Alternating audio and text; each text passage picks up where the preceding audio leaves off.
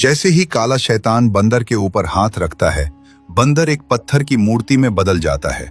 ये सब करके शैतान बहुत खुश होता है और वहां से गायब हो जाता है। फिर वो सीधे बकरियों की तरफ जाता है और बकरियों के ऊपर हाथ रखता है, जिससे बकरियां भी पत्थर में बदल जाती हैं।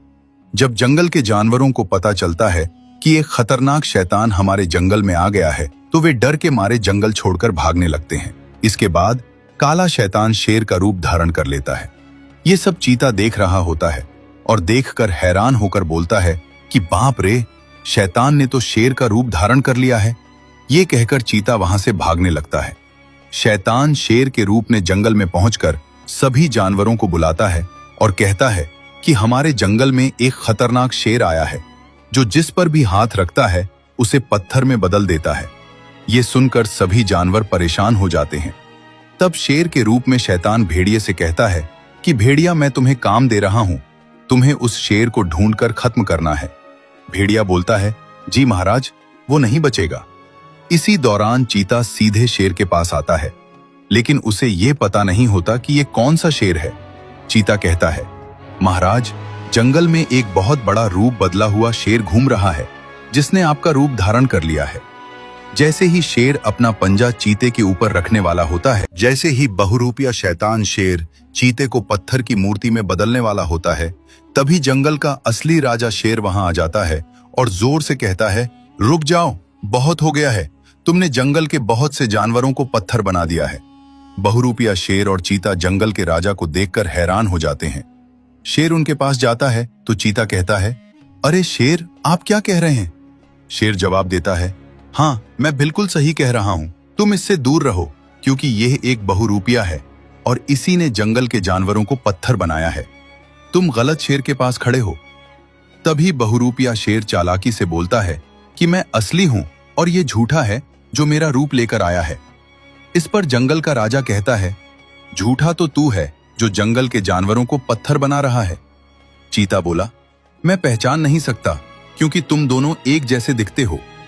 तब असली शेर ने कहा, चीते, तुम ऐसा करो, जंगल के बीच में एक जादुई फल है, तुम उसे तोड़कर ले आओ और तब तुम्हें पता चल जाएगा कि कौन असली है। चीता वहां से जाकर जादुई फल तोड़ लाता है और वापस आता है। वापस आते ही शैतान शेर कहता है, पहले तुम खाओ, अगर अपने वो इतना भरोसा है। तब जंगल के राजा शेर ने कहा, ठीक है, पहले मैं ही खा लेता हूं। शेर को क्या पता था कि आगे क्या होने वाला है।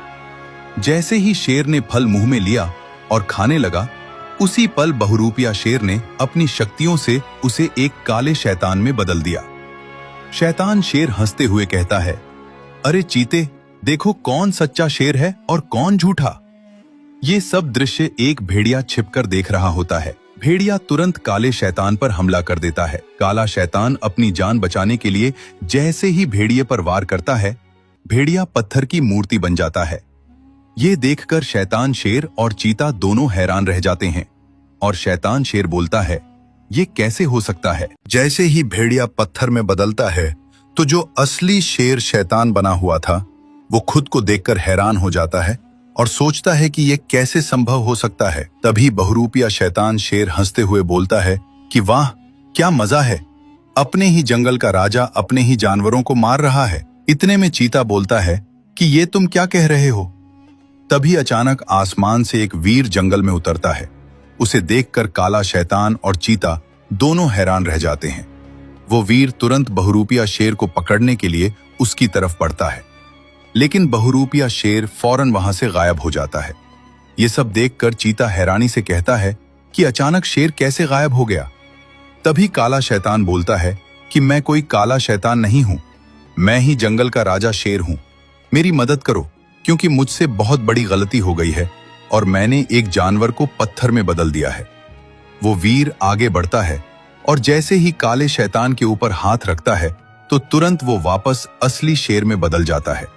फिर चीता आगे बढ़कर उस वीर से पूछता है कि आप कौन हैं महाराज। वो वीर जवाब देता है कि मैं जंगल का रखवाला हूं और जब भी जंगल बड़ी मुश्किल में होता है, मैं तुरंत पहुंच जाता हूं। चीता फिर पूछता है कि महाराज, वो कौन था जो शेर बनकर मेरे साथ बैठा था और फिर गायब हो गया। जंगल का रखवाला बताता है कि वह एक बहुरूपिया था। और असल में उसी ने सब जानवरों को पत्थर में बदला था और वह फिर कभी जंगल में लौट सकता है। ये सुनकर चीता धन्यवाद करता है कि आप इतने मुश्किल समय में आए। तभी शेर भी आगे बढ़कर कहता है कि महाराज, आपका बहुत धन्यवाद, आपने समय पर आकर पूरे जंगल को बचा लिया।